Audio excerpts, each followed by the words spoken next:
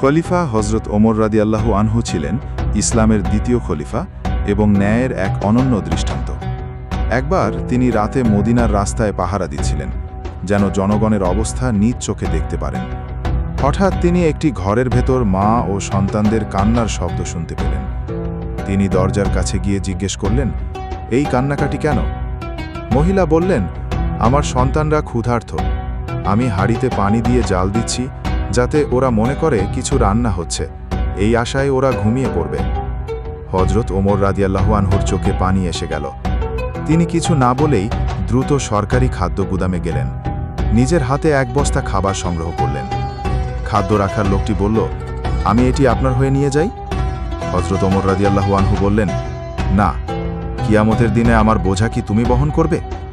তিনি নিজেই খাবারের বস্তা কাঁধে তুলে আনলেন, মহিলার ঘরে গিয়ে খাবার রান্না করে দিলেন, যতক্ষণ না শিশুদের পেট ভরে এবং তারা হাসি মুখে ঘুমিয়ে পড়ে।